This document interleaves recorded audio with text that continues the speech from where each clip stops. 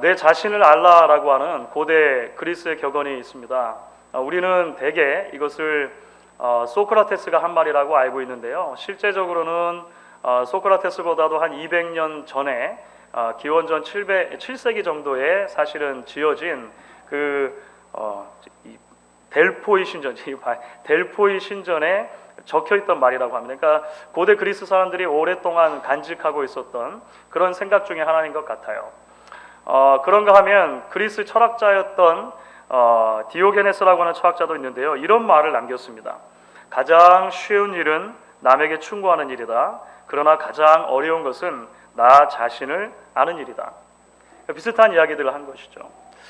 그런 것 같습니다, 여러분. 그리스의 옛 사람들이 말한 것처럼 사람이 자신에 대해서 아는 지식은 어렵긴 하지만 참 중요하다라고 하는 것을 우리가 깨닫게 됩니다. 한 사람이 자기 스스로를 어떻게 바라보는가 하는 것이 결국은 그가 어떤 종류의 삶을 살아가는가 하는 것과 뗄 수 없는 관계에 있기 때문에 그런 것이죠. 한 사람이 자기 자신을 어떻게 바라보는가, 자아상이라고 말할 수 있을 것입니다. 이 자아상이 건강하게 형성이 되어져 있다면 사실 웬만한 비판이나 비난이 닥쳐올 때 그것을 그저 쉽게 넘기고 또 필요한 것들은 받아들이고 할 수 있겠죠. 인생을 살면서 닥치는 실패나 또 여러 관문을 지나는 동안에도 그것 때문에 좌절하거나 낙심하거나 그저 주저하지 않고 조금 힘들어도 시간이 지나면 좀 툴툴 털어버리고 다시 일어날 수 있는 힘을 얻게 되기도 하는 것 같습니다. 반면에 이 자아상이 내가 나를 바라보는 그림이 조금 왜곡되어져 있다면, 건강하지 않다면 반대의 일도 일어날 수 있다는 것을 보게 되는 것 같습니다. 아주 조그마한 비난이나 비판에도 쉽게 상처가 되고 또 그것을 오랫동안 간직하게 되어지고 오히려 그것으로 하여금 다른 사람을 상처 입히는 그런 계기가 되는 것도 발견하게 되는 거죠. 더군다나 이 땅을 살아가면서 우리가 실패나 좌절을 겪지 않을 수 없는데 인생을 지나가며 우리가 겪게 되는 그런 모든 돌뿌리들마다 큰 상처로 남게 돼서 종국에는 자리에 주저앉게 되는 그런 일들도 겪게 되는 것 같습니다. 어쨌든지 간에 우리가 생각할 수 있는 것은 건강한 자아상을 가지는 것, 우리가 우리 자신들을 바라보는 안경이 제대로 된 안경으로 바라보는 것, 이것이 참 중요하다, 이렇게 우리가 생각을 할 수 있겠습니다. 그렇다면 여러분, 우리는 과연 어디로부터 이러한 건강한 자아상의 탐구를 시작해야 하는 것일까요? 이것은 사실 두말할 것도 없이 우리를 지으신 하나님께서 주신 말씀인 성경이라고 이야기할 수 있을 것입니다.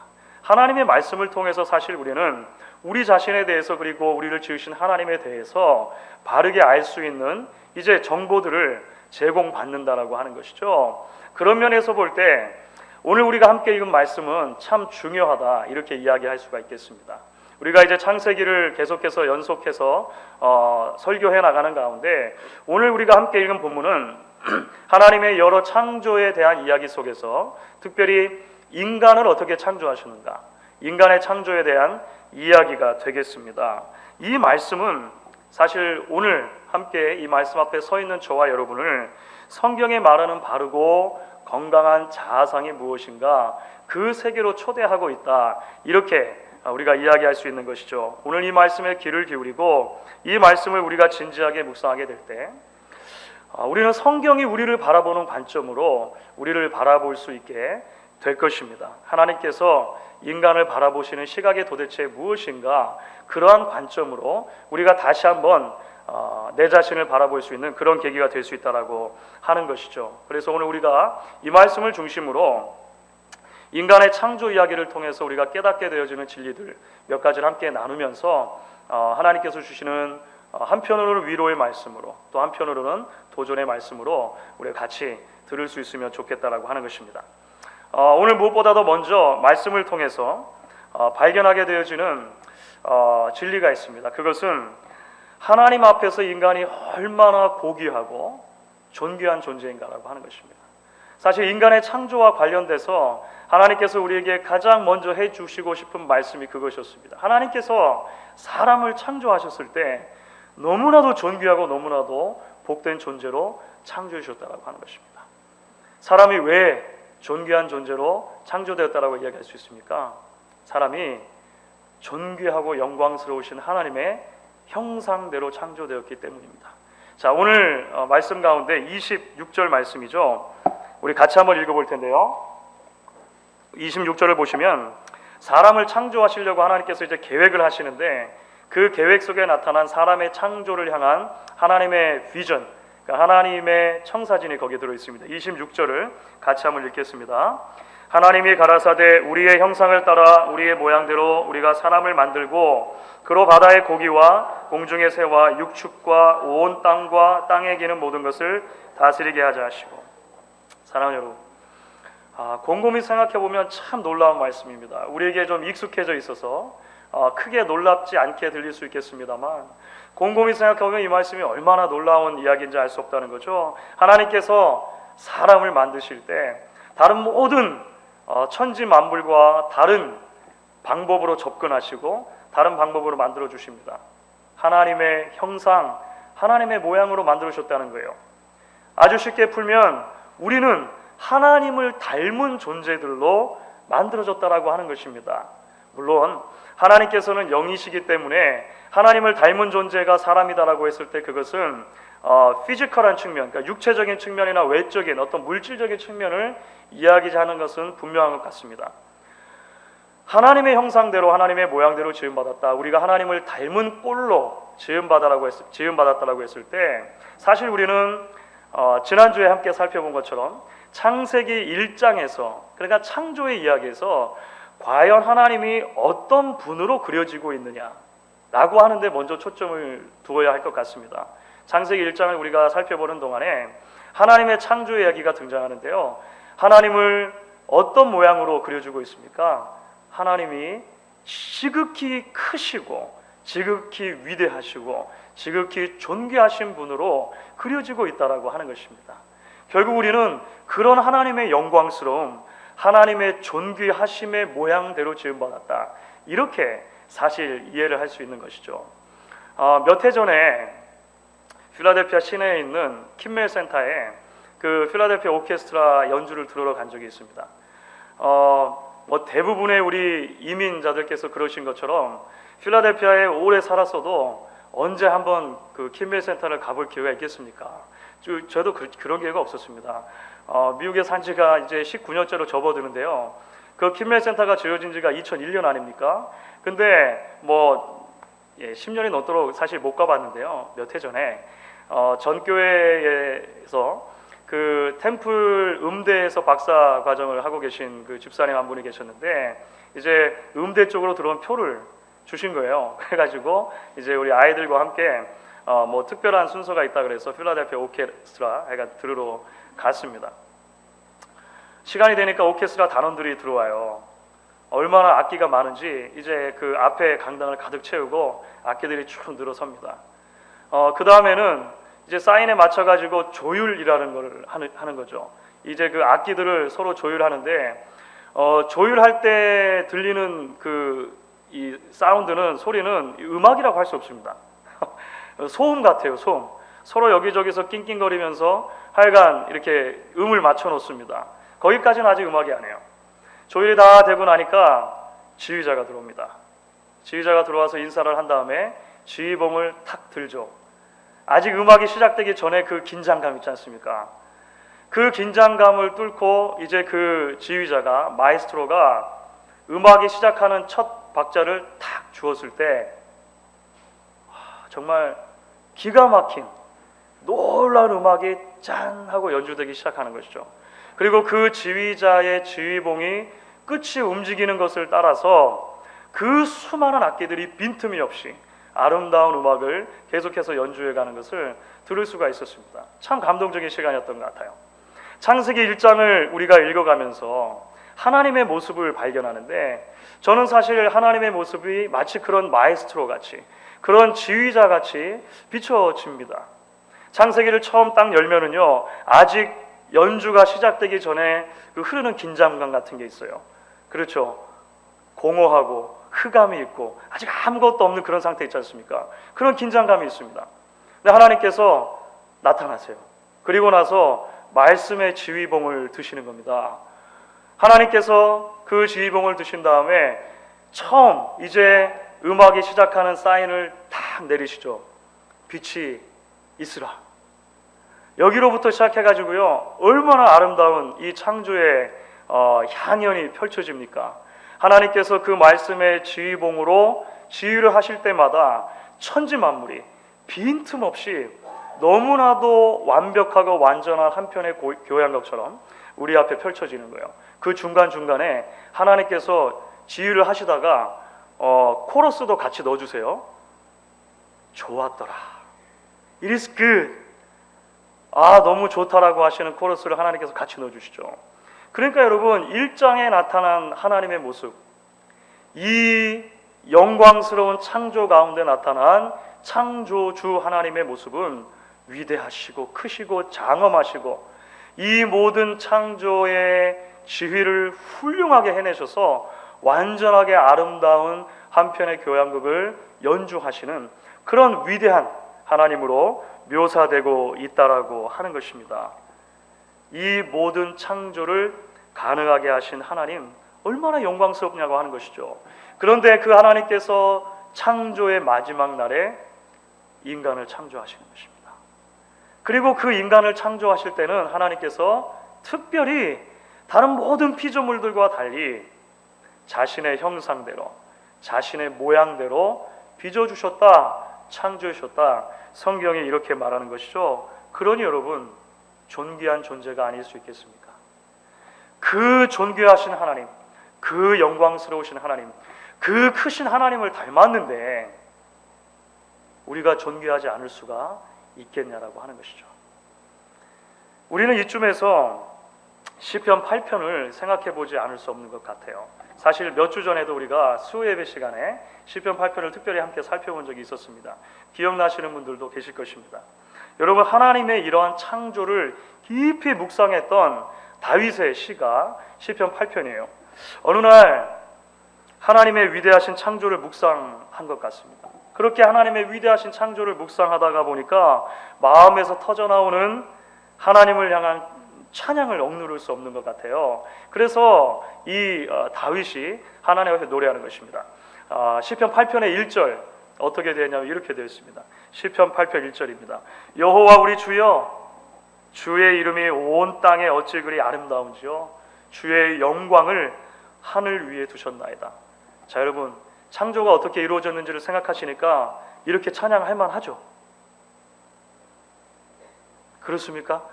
이렇게 찬양할 만하죠? 그 아름다운 하나님의 창조의 영광스러움을 보고 나서 하나님 아름다우십니다. 영광스러우십니다. 존귀하십니다. 하나님의 영광이 온 세상에 가득합니다. 그런데 여기서 머무르지 않은 것 같아요. 이 다윗이 그 하나님의 놀라운 창조를 생각한 뒤에 자기 자신을 본 거죠. 자기 자신을 본 것입니다. 하나님의 나를 어떻게 창조하셨는가 보았습니다. 그러니까 이렇게 이어서 노래할 수밖에 없게 되었습니다. 4절부터 6절까지인데 4절부터 6절을 우리가 같이 한번 읽겠습니다. 우리 말씀을 따라서 4절부터 6절을 같이 읽겠습니다. 주의 손가락으로 만드신 주의 하늘과 주의 베풀어 두신 달과 별들을 내가 보니 사람이 무엇이간데 주께서 저를 생각하시며 인자가 무엇이간데 주께서 저를 권고하시나이까. 저를 천사보다 조금 못하게 하시고 영화와 존귀로 관을 씌우셨나이다. 다윗이 지금 어떻게 고백하고 있는 것입니까? 하나님, 내가 모든 피조 세계를 다 생각해보고 나서 그 다음에 저를 봤는데요, 이게 웬 은혜입니까? 이게 웬 사랑입니까? 하나님, 나를 어떻게 이렇게 존귀하게 지어주셨습니까? 이렇게 다윗이 고백하고 있는 것입니다. 우리는 특별히 다윗의 노래 가운데 이 한 부분에 대해서 좀 생각을 해보게 되는 것 같습니다. 저를 천사보다 조금 못하게 하시고 영화와 존귀로 관을 씌우셨다라고 하는 표현이죠. 사실 여기서 천사라고 번역된 단어가요, 히브리어로는 엘로힘입니다. 엘로힘.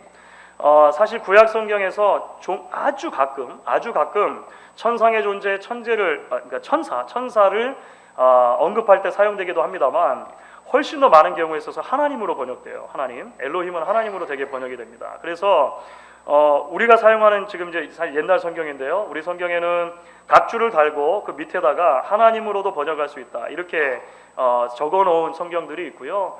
개역 개정판부터 아마 요즘에는 성경을 사시면 되게 그 개역 개정판을 사시게 될 텐데요.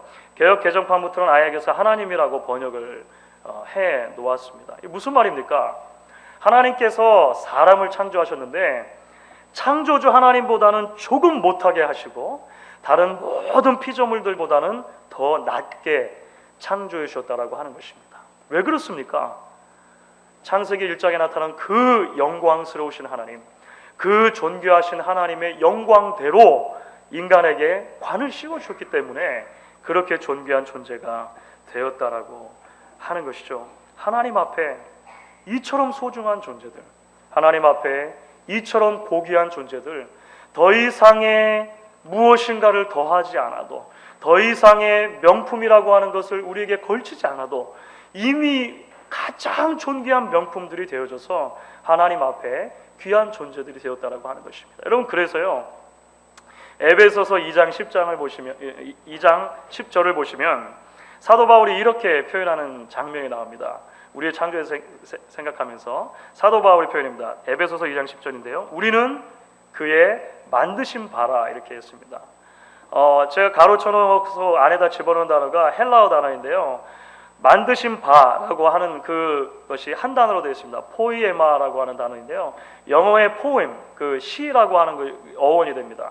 그런데 사실 이 단어를 포이에마, 지으신 바라고 만드신 바라고 한 단어를 가장 적합하게 번역한다면 마스터피스라고 번역할 수 있습니다. 걸작품이죠. 걸작품. 그러니까 지금 여기 앉아서 예배하시는 여러분들 한 사람 한 사람 하나님께서 만드신, 하나님께서 지으신 걸작품이라고 하는 것입니다. 하나님께서 지으신 소중한 존재들이라고 하는 이 놀라운 오늘 이 창조 이야기의 선언을 여러분들께서 믿음으로 받으실 수 있기를 간절히 바라는 것입니다. 이제 여러분, 우리는요 조금 더 나아가서 창조와 관련되어서 인간이 어떤 존재인가 다음 진리로 연결해서 살펴보기를 원합니다. 그것은 바로 그렇게 각 사람이, 각 개인이 하나님의 형상으로 창조되어져서 너무나도 존귀한 존재로 창조되었는데 조금 더 나아가면 오늘 창조 이야기 속에 우리는 참 재밌는 것을 발견하게 됩니다. 그리고 그 재밌는 현상 속에 이러한 진리를 도출해낼 수가 있어요. 사람은 본래부터 다른 사람과 함께 있을 때 더 아름다운 존재로 창조가 되었다는 것입니다. 사람은 다른 사람과 함께 있을 때 더 아름다운 존재로 창조되었습니다. 이것이 우리가 굉장히 놓치기 쉬운 부분이라고 하는 거예요. 여러분, 우리가 아까 26절 말씀을 읽었습니다만 26절과 27절을 이어서 이번에는 다시 한번 읽어보도록 하겠습니다. 하나님의 창조에 대한 이야기입니다. 26절, 27절을 같이 읽습니다.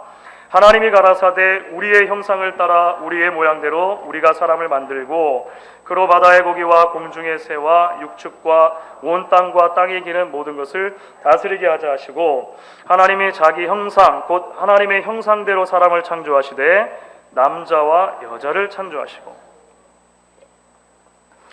자, 이제 여기서 먼저 인간의 창조와 관련돼서 또 하나의 중요한 단어가 하나가 있는 것을 발견하게 됩니다. 그게 뭐냐면요, 하나님께서 창조에 대한 계획을 이야기하실 때 하나님이 스스로를 일컬어서 우리라고 표현하시는 거죠. 그러니까 복수 형태로 자신을 부르시는 겁니다.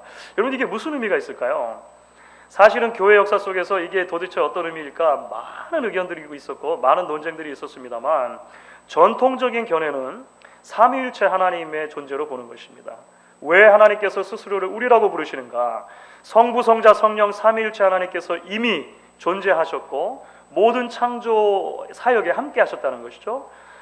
실제적으로 성경 말씀을 보시게 되면요, 성령 하나님, 성자 하나님께서도 이 창조의 사역에 적극적으로 동참하셨다라고 하는 것을 우리가 발견하게 돼요. 먼저는 창세기 1장 2절입니다. 창세기 1장 2절을 보시면요, 성령의 사역에 대해서 먼저 설명을 합니다. 창세기 1장 2절 이렇게 되어 있습니다. 땅이 혼돈하고 공허하며 흑암이 깊음 중에 있고 하나님의 신은 수면에 운행하시니라. 운행하신다는 것은요, 그저 이렇게 빙빙 도는 게 아니고요.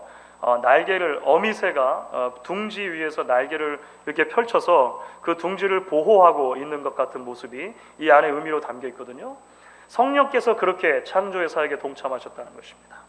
성자 하나님은 어떠십니까? 성자 하나님께서 이미 창조 사역에 동참하셨다라고 하는 진리는 신약 성경의 요한복음 1장 1절부터 3절까지 해서 자세히 설명을 해주고 있습니다. 요한복음 1장 1절부터 3절 말씀 우리 같이 한번 읽어보면 좋겠습니다. 같이 읽겠습니다. 태초에 말씀이 계시니라. 이 말씀이 하나님과 함께 계셨으니 이 말씀은 곧 하나님이시니라. 그가 태초에 하나님과 함께 계셨고 만물이 그로 말미암아 지은 바 되었으니 지은 것이 하나도 그가 없이는 된 것이 없느니라. 이 말씀이 누군지 아시겠죠? 이 말씀은 예수님입니다. 우리가 이 말씀들에서 보는 것처럼 태초에 이미 성부, 성자, 성령 하나님께서 이 창조사역에 동참하셨다는 거예요. 사랑하는 여러분, 사실 삼위일체라고 하는 것은 어쩌면 우리가 평생도록 완전히 100%를 이해하지 못하는 신비일 수 있습니다. 우리가 하나님 앞에 가야만 아마 이 모든 신비의 비밀이 다 풀릴지도 모르겠어요. 그렇죠. 한 분인데 그런데 세 분이시다, 이렇게 말하는 거잖아요. 자, 그런데 여기서 분명하게 우리가 발견하게 되는 진리 하나가 있습니다. 이것을 우리가 다 이해하지 못한다 하더라도 창세기 이야기 속에서 우리가 한 가지 캐치해낼 수 있는 것이 있다는 것이죠. 그것은 무엇입니까? 하나님은 본래부터 그 존재가 복수로 계실 때 가장 완전하다라고 하는 거예요. 하나님께서 가장 영광스러우실 때가 언제입니까? 성부 하나님이 따로 계시고 성령 하나님이 따로 계시고 성자 하나님이 따로 계실 때입니까? 아니에요. 하나님이 가장 완전하실 때, 하나님이 가장 영광스러우실 때, 하나님이 가장 하나님다우실 때가 언제입니까? 삼위일체로 계실 때가 가장 완전하신 거예요. 그러므로 그 하나님께서 인간을 창조하셨을 때 하나만 창조하시는 것이 맞겠습니까? 여럿을 창조하시는 것이 맞겠습니까?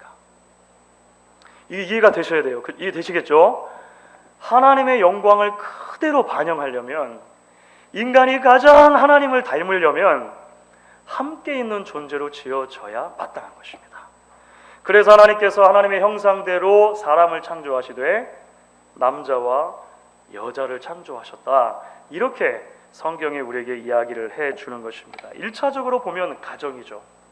조금 더 나아가서 보면 사람이 다른 사람들과 함께 어울리는 모든 공동체, 모든 사회를 의미할 수 있는 것입니다. 사람은 그렇게 공동체 안에 있을 때, 다른 사람과 함께 존재할 때 아름다운 존재라고 하는 것입니다. 창세기 2장은요, 창세기 2장은 창세기 1장에 기록된 창조 이야기를 조금 더 자세하게 설명하고 보완해 주는 역할을 합니다. 특별히 창세기 2장은 인간의 창조와 관련해서 좀 더 자세한 정보를 제공해 주거든요. 오늘 1장에서 읽은 말씀은 하나님의 형상대로 창조하셨고 남자와 여자를 창조하셨다, 끝, 이렇게 된 것처럼 보이잖아요. 창세기 2장으로 넘어가면 좀 더 자세하게 설명을 해줍니다. 특별히 창세기 2장 18절 말씀인데요, 아주 재미있는 표현이 등장하는데 같이 한번 읽어보겠습니다.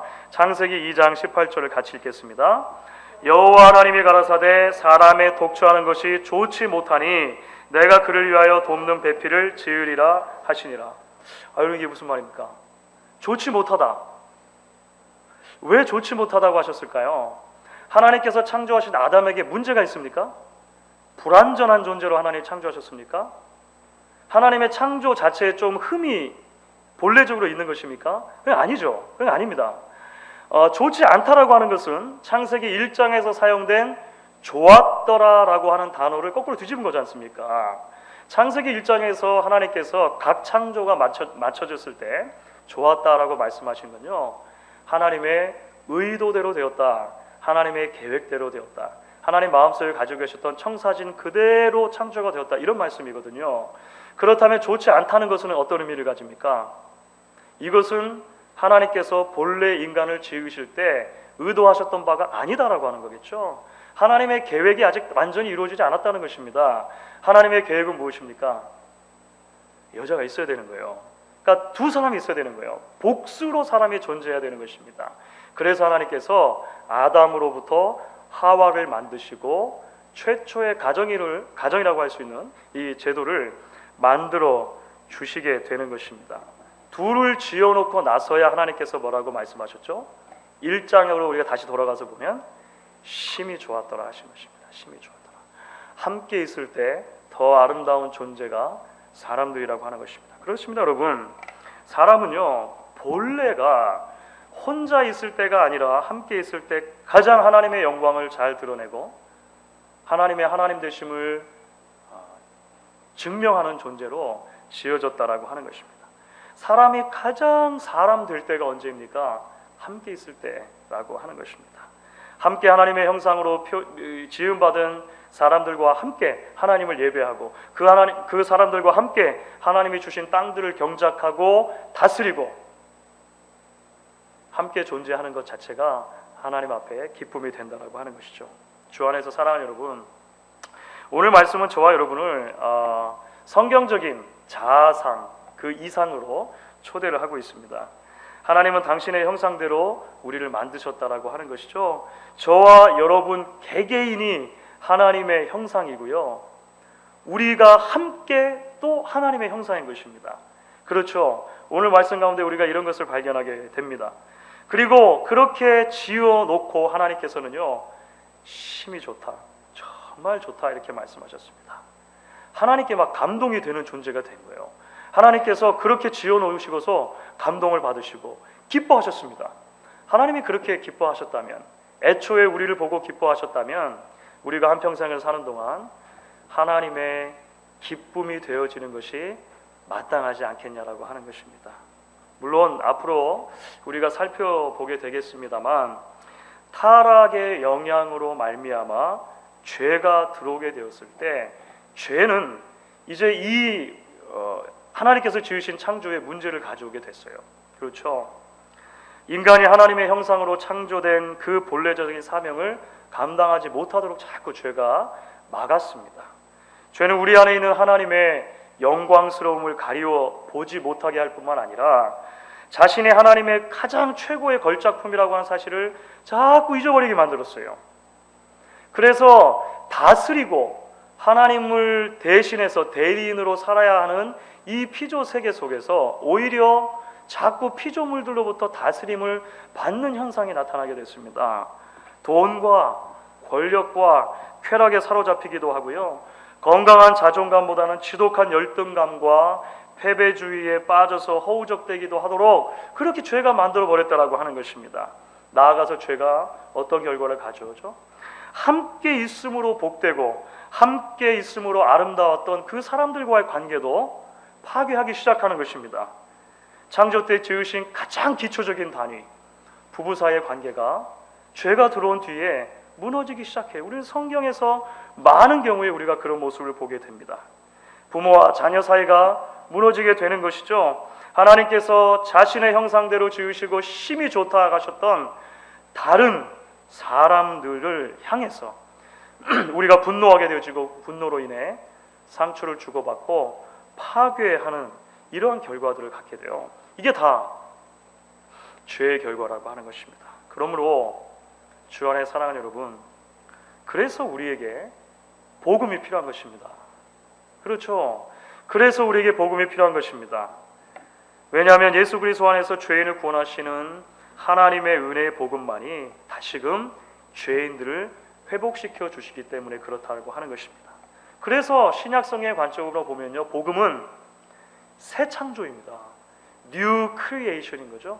하나님께서 본래 창조 때 가지고 계셨던 그 이상대로 우리를 돌려놓는 것이 복음이라고 하는 것입니다.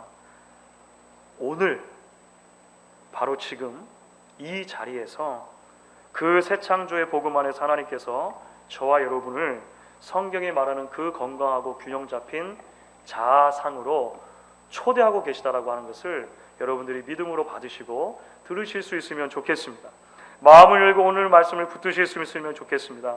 하나님의 도우심을 구하실 수 있기를 바라요. 그래서 하나님께서 말씀을 통해 여러분 한 사람 한 사람을, 그리고 여러분의 가정을, 나아가 우리 목양교회를 하나님의 기쁨이 되어지는 그러한 하나님의 형상으로 다시금 회복하시고 세워주시는 놀라운 일이 일어날 수 있기를 주 예수 그리스도의 이름으로 간절히 축원합니다.